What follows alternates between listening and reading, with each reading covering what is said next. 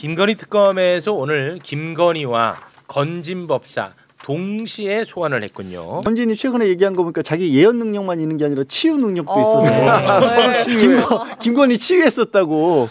치유를 몸과 마음을 치유했다던데. 네. 그러니까 좀 치유를 받으면 좀 나아지지 않을까? 근데 건진이 더 아파요 지금. 네. 더 아프네. 더 아파 지금. 끝이 없습니다. 끝이 없어. 정리해도 계속해서 새로운 것들이 나옵니다. 네. 특검이 확보한 건진법사 휴대전화 세대에서 검사와 경찰의 이력서가 발견이 됐습니다. 이거 진짜 너무 진짜 처참한 일인데요. 네. 검사하고 경찰이 건진법사에게 민간인입니다. 네? 이력서를 보낸 겁니다. 그런데 이게 그냥 막 보낸 데에서 그친 이야기가 아닙니다. 김건희와 건진법사가 나눈 문자를 보면 네. 이 이력서 관련한 이야기가 나와요. 네. 김건희가 22년 3월과 4월 사이에 건진이랑 문자를 하면서 이력서 보내보시죠. 그러니까 건진이 윤핵관 측에서 제 사람들 쓰지 말래요. 아니 김건희가 곧 연락드리겠습니다. 뭐 이런 거를 주고 이력서를 보내보라 그러고. 그 이력서 보내다. 이거 이거 빼박이야. 대박이네. 그냥 뭐 이력서 수집가가 아니라고. 그러니까요. 이력서를 건진에게 보내면 건진은 김건희에게 보내서 인사가 이루어지는 이 시스템으로 볼 수밖에 없습니다. 네. 근데 관련해서요. 지금은 이제 2022년 문자가 나왔잖아요. 네. 근데 김건희의 악행이 대통령 영부인일 때만 이루어질 일은 없잖아. 그렇죠, 없죠. 그 그렇지 전에도 않습니까? 있을 그 전부터 거야. 네. 윤석열이 유력한 검사 시절부터 그렇게 하지 않았겠습니까? 그런데 나오지 그 건진법사의 측근이 검사 인사청탁과 관련해서 특검에 진술을 한 내용이 있습니다. 윤석열이 서울중앙지검장에 부임하던 2017년 관련한 이야기인데요. 건진법사 측근의 특검 진술 소개를 해주세요. 2017년 건진 법당에 검사 B 씨가 찾아온 곳을 목격했는데 건진을 만나고 나오는 B 검사와 또 마주치기도 했다. 네. 그런데 B 검사가 특정 지역에서 서울중앙지검으로 이동하게 해줘서 감사 인사를 하러 온 것이라고 들었다. 굉장히 구체적입니다. 건진한테 감사함을 표하기 위해 왔다. 굉장히 구체적이죠. 네. 그런데 건진법사 측근이 당시 건진법사하고 이 검사가 나눈 대화 내용을 아주 또 자세하게 상세하게 또 알렸거든요. 그 측근의 전원 한번 좀 살펴볼까요? 건진 법사가 B 검사에게 물어봅니다. 야, 너 요즘 무슨 사건 맡고 있냐? 그러니까 검사가 요즘에 뭐 연예인 성추행 혐의 사건 맡고 있는데 이 연예인은 좀 구속 좀 해야 될 것 같아요. 그랬더니 건진이 야 인마 너 내가 불기소하라면 어떻게 할 거야? 고모님이 하지 말라면 안 해야죠. 이런 이야기를 주고받았다는 거를 이제 전원으로 A씨가 너무 자세한데? 그러니까 자세하죠. 2017년 서울중앙지검장 시절의 이야기입니다. 이 영화 같은 이야기죠. 영화 같아요. 그래서 이 영화의 결말이 검찰이 건진법사에서 나온 관봉의 띠지를 떼주지 않았나 이렇게 의심을 받는 거예요. 아무래도 이상하잖아. 왜 건진법사를 저렇게 옹호해 줄까? 저런 관계 속에서 그 누군가가 건진서사의 인사에 도움으로써 그 자리에 가지 않았을까? 이런 의심 드는 거예요. 아니 건진이 본인의 신통력으로 저 사람 인사를 이렇게 저렇게 해주지는 못했을 거 아니에요. 결국 그거는 윤석열과 김건희라고 하는 실제로 인사권을 가질 수 있는 사람들이 건진 뒤에 있었기 때문에 저 양반들도 굉장히 치사스럽게 생각을 했을 거예요. 하지만 건진 뒤에 어른거리는 그 그림자를 향해서 절을 하고 있었던 거죠. 오랫동안 이런 일들이 있었고 결국은 검찰 내에서 윤석열 뒤에 김건희가 있고 김건희가 무속인들과 손을 잡고 인사에 개입한다 이런 소문이 나 있었다는 거예요. 그랬다 하더라고요. 자 그렇기 때문에 이번에 윤석열 정권에 참여했던 사람들은 모르고 간 게 아니라 전부 다 알고 참여한 공범이라는 거예요. 그렇습니다. 철저하게 단죄해야 되는 맞습니다. 거예요. 아니 박은정 의원이 검사 시절에 이 얘기를 들었대. 근데 그때는 너무 뭐 말이 안 되잖아. 그래서 어디다 옮기지도 않았다는데 나오잖아.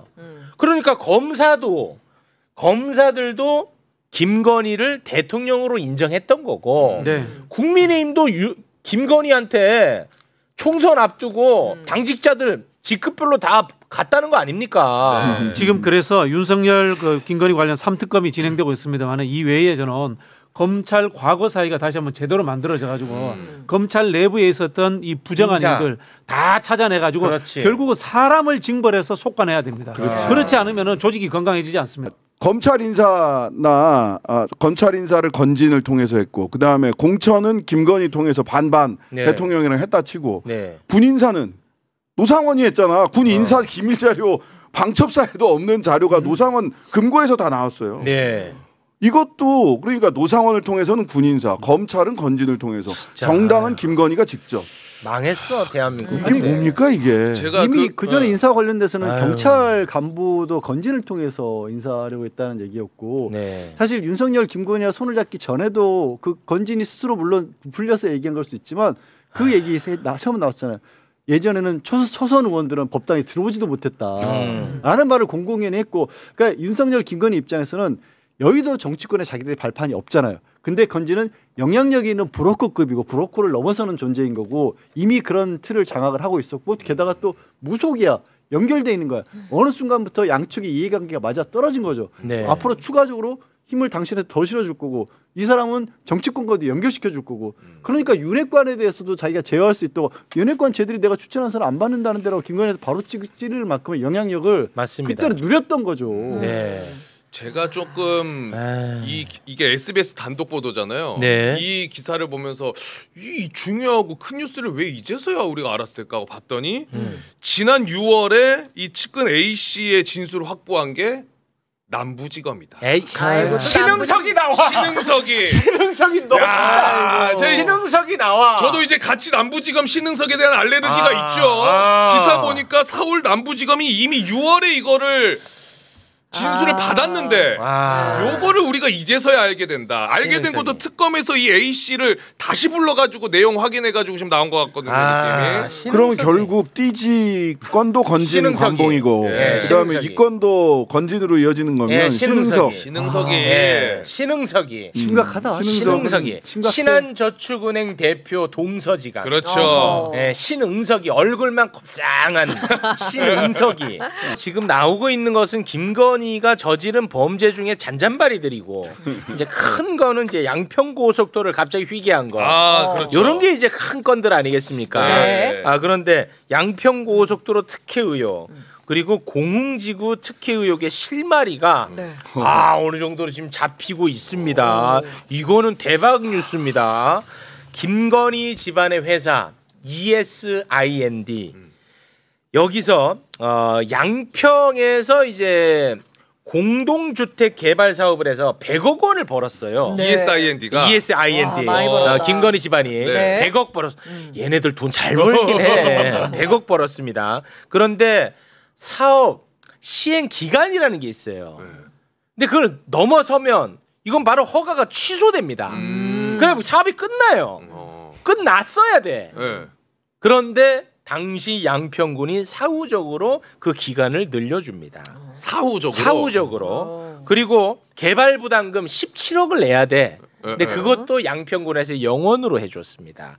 그래서 이게 이제 많은 특혜 의혹이 있었어. 근데 이것과 관련해서 2013년 4월에 여주시청장에 부임한 윤석열이가 좀 뭔가 힘을 과시했던 것 아닌가 이런 의심을 우리가 했단 말이야. 이게 시기가 맞물리니까. 윤석열이 힘을 썼다. 근데 이제 당시 양평 군수가 또 김성교 의원인데 이 김성교 의원이 지난 2022년에 윤석열이가 나만 보면 그 장모권 때문에 미안해한다 이런 얘기를 했어요. 그 장면 잠깐 한번 보고 오겠습니다.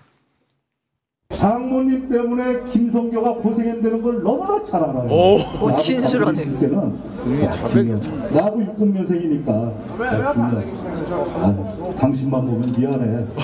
김성교가 직접 얘기했잖아. 진짜 얘기했네. 뭔가 이게 퍼즐이 탁탁탁 맞아 왔었어 그 동안에도. 그런데 관련해서 김건희 특검이요. 김건희의 최측근 김충식의 주거지하고 창고를 압수수색을 했다고 합니다. 뭐 뒤늦었지만 요거는 좀 환영할 만한 일인데 네.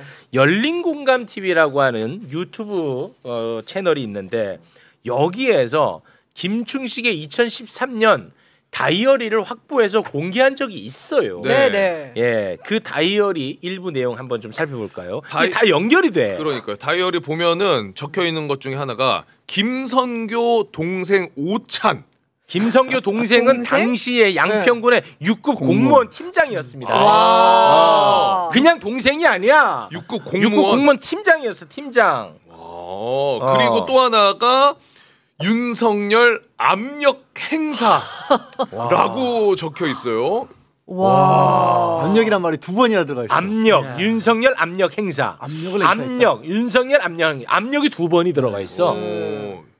와, 이거는 뭐 사실 근데 너무 탁탁탁 정황이 맞아 떨어지지 정말 열심히 않습니까? 적는 사람이네요, 이 사람. 네, 김충식이. 네, 근데 저는 이 공공지구권은 이전부터 계속 의혹을 초기부터 사실은 윤석열 대선 때부터 지적을 했던 부분이에요. 2022년에 이제 강덕구 의원이 맞습니다. 직접 가서 이제 파헤쳤던 건들인데요. 이게 공공지구가 실제로 보면은 이 김건희 일가가 오랫동안 그 지역에서 살았기 때문에 김건희 아버지도 공무원이에요. 맞습니다. 공무원을 했고 그다음에 이 지금 국회의원이 된 사람도 공무원이었고 동생도 공무원이었고 이런 식으로 다 연결돼서 지역 밀착력 비리다라고 이렇게 봤는데 결정적인 한 방이 아까 말씀하신 것처럼 윤석열이 거기에 지청장으로 오는 거예요. 여주지청장. 여기에서 이제 이 활용 정점이 딱 찍힌 거죠. 찍혀버렸어. 아니 이게 너무 화가 나는 부분이 뭐냐면 사실 이거는요. 미니 대장동인 거예요. 네. 그러니까 대장동이 그렇잖아요. 땅을 사서 거기에 주택을 지어서 개발해서 이익을 남겼다 이거잖아요. 네. 근데 대장동에서는 이 업자들이 이 공공지구에서 본 것처럼 업자들이 자기네들이 벌어놓고도 축소 신고해가지고 개발이익 제대로 안 내더라. 그래서 이재명 당시 성남시장이 선거금으로 내놔 이놈들아 50% 뺏은 거 아니에요. 네. 근데 공공지구는 거꾸로 돈을 벌었는데도 축소시켜서 돈을 안 내게 줬단 말이에요. 그렇습니다. 그러니까 먼저 이런 일들을 저질렀던 것이 여기 있는데 대장동을 갖고 엉뚱한 진짜 일 잘한 걸 거꾸로 뒤집어 씌워가지고 그렇게 공격을 해댄 거 아니에요. 네. 황당한 거예요. 사실 전체를 보면. 이게 보니까요. 그 양평군 의회의 민주당 의원들이 오랫동안 문제 제기도 했어요. 맞아요. 앞으로 양평 군수가 민주당이 중간에 한번 되거든요. 네. 그때는 이걸 뒤집기도 해요. 벌금을 한 1억 가까이 내기도 해요. 근데 이 정치적으로 늘 같은 사람들이 이 지역을 다스려 버리니까 이걸 어쩔 수 없이 되고 그다음에 이제 가장 말씀드린 가장 위에 있는 여주지청장이 힘을 써버리니까 완전 이제 뭉개져 버린 거예요. 맞습니다. 근데 이게 어떻게 발전하느냐? 우리가 동네에서 이렇게 성공해 봤잖아. 대통령 되자마자 서울 양평 고속도로로 크게 해먹자라는 이제 해먹을 결심을 이제 하게 되는 요거 하나만 짚고 요거 큰 거 터졌거든. 이거를 뭐 양 변호사님도 그렇고 저도 그렇고 이거 처음 2021년 22년 나왔을 때부터 엄청나게 들이팠어요. 들이파서 이 사정들을 다 아는데 그래서 하도 여론이 안 좋으니까 김진우 오빠를 수사를 합니다. 근데 수사를 했는데 뭘로 기소됐느냐 나머지 다 빠지고 그 부담금 그 개발 부담금 100억 벌었으니까 17억 내라고 했는데 그걸 빵원으로 했잖아. 근데 그때 왜 그렇게 했냐면 이게 그 골재를 실어 나르는 거를 서류를 위조해서 손해 난 게 없어요. 라는 식으로 비용을 뻥튀기 해가지고 그래서 내가 돈 번 게 없어요. 비용이 너무 많이 들었어야 했거든요. 그래서 이거 사문서 위조, 골재 이거 뻥튀기 했다. 요거 하나 딱 걸어서 재판. 제일 약한 걸로. 제일 약한 거로. 예. 야 진짜 나쁜 놈들이지. 그때 그 수사한 사람들 딱 기다려. 그렇습니다. 자 여주지청장 시절. 너 여주지청장 지금 누가 하는지 알아? 몰라요. 아예 몰라요. 여주지청장 때 100억 해먹었어. 그럼 대통령 하면은 공 하나 정도는 더 붙이고 싶지 않겠어? 아니 공 하나가 뭐야? 그러니까 그러다 보니까 이제 고속도로 야 이거 한번 휘어보자. 그 정도 상상력 발휘됩니다. 프리킥이야 이렇게. 야 근데 이거는 솔직히 말해서 김건희 일가 땅 있는 대로 휜 거 맞잖아. 맞잖아요. 아니 진짜 맞잖아. 맞지. 근데 이게 뭐 완벽한 증거가 그동안에 아주 그냥 기가 막힌 증거가 없어갖고 그냥 짜증만 났었는데 야 엄청난 증거가 나왔습니다.